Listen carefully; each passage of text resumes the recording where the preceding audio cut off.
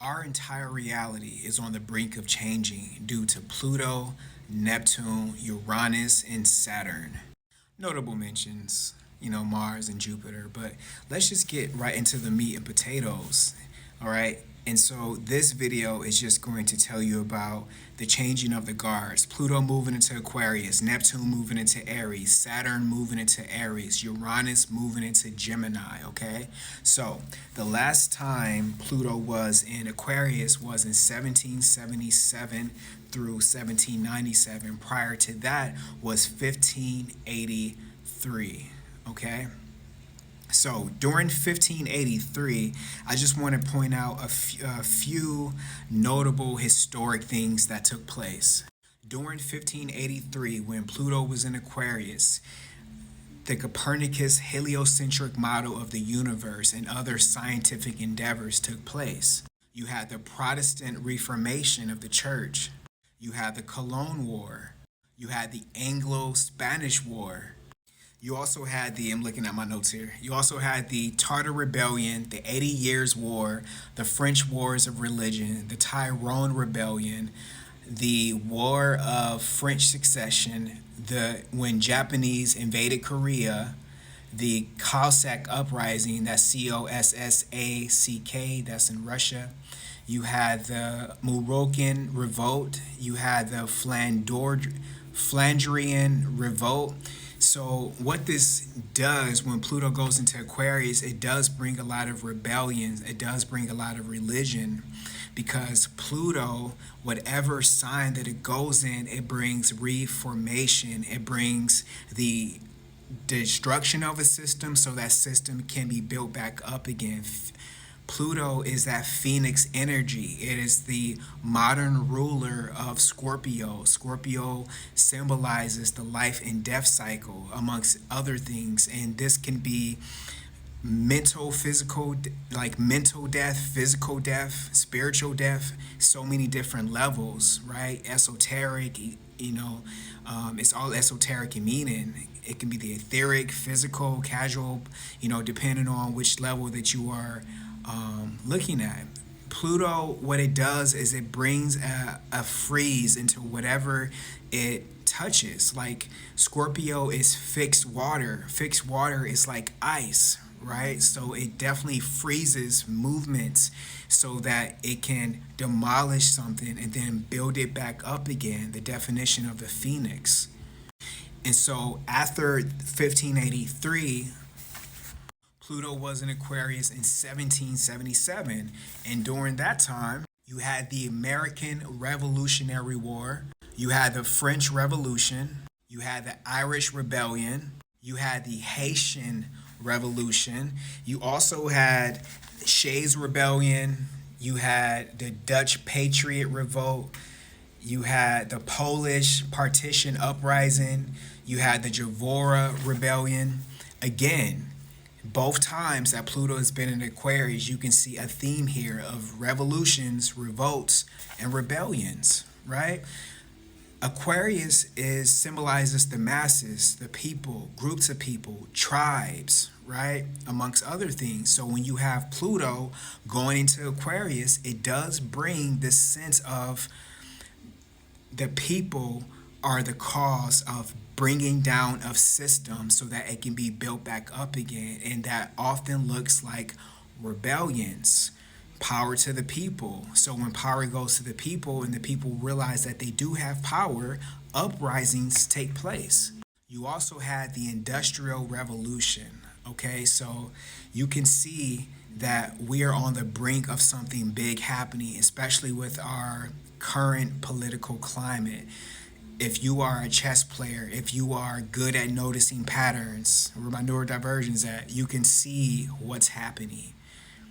We're on the brink of all of this taking place. But let me just get into it before I give you a summary.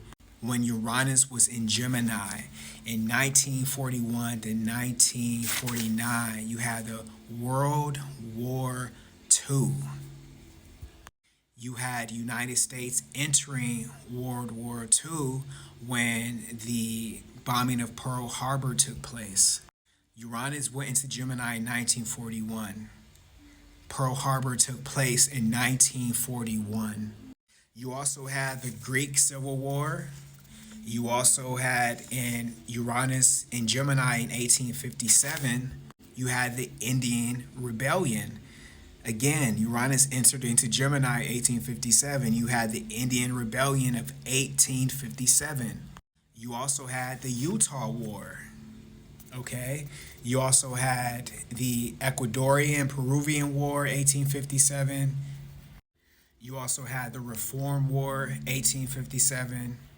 You had the American Civil War, and this was in 1861 to 1865 when Uranus was in Gemini. You also had the Franco-Mexican War, 1861 to 1867, right? Uranus in Gemini does not get enough attention, you know, and we have Uranus going into Gemini in 2025. I've been saying for the last, I don't know how many years now, that 2025 is going to be one of the most historic years in human history. But let's continue. The last time that Saturn went into Aries, you had the Afghan War of 1992 to 1996. You had the Bosnian War, 1992 to 1995. Neptune in Aries, 1862 to 1875, you had the Reconstruction era. Neptune in Aries, 1699, you had the McRibey War. Also with Neptune in Aries, you had the Russo-Turkish Wars, you had the War of the Spanish Succession, you had Queen Anne's War. So Neptune, Kronos, Uranus, and Pluto. They're literally about to change the reality that you have been used to, because in 2025, right, you're going to have Pluto in Aquarius, which is happening this year, 2024, late November the 19th, November the 20th. You have Uranus going into Gemini in 2025, next fall, I believe in August. You have Neptune in Aries and Saturn in Aries. Next July, they're going to be making a 0-degree conjunction in July of 2025. And right now, as you are watching this video, you have Mars in Leo that is opposing Pluto in Capricorn. Okay, and the reason that this is significant is because Pluto is at the 29th degree. United States is having its first ever Pluto return. It takes 248 years for Pluto to make a full transit around the 12 signs. Don't argue with me with the whole 13 sign thing. 12 signs. It's always been 12 signs. Even in ancient Sanskrit texts, it's been 12 signs, but I digress. Okay, so it takes 248 years for Pluto to make a full transit around all the signs. Okay, so America, that means that it's reaching its 250-year mark, where you definitely have this major restructuring of countries. And so, yes, we have this current political climate as Pluto is having a 2-degree orb conjunction with Pluto in Capricorn before Pluto fully goes into Aquarius for 20 years.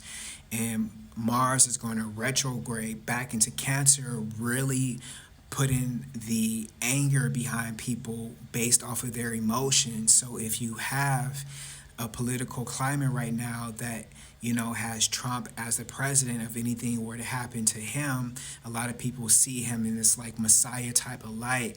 That is going to really put people in their emotions. And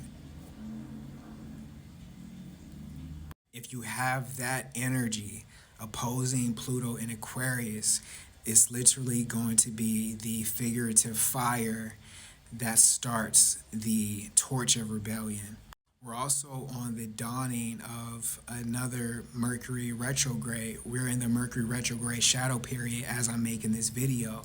And Mercury is retrograding in Sagittarius, and the Lord of Sagittarius, Jupiter, is retrograding in Gemini, and the Lord of Gemini is Mercury. So you have the Lords opposing each other, and they're both in retrograde. So I mean, to have all of this is going to be a reanalyzation. It could bring in recounts, putting things underneath the microscope. You also have Saturn going direct And I'm running out of time.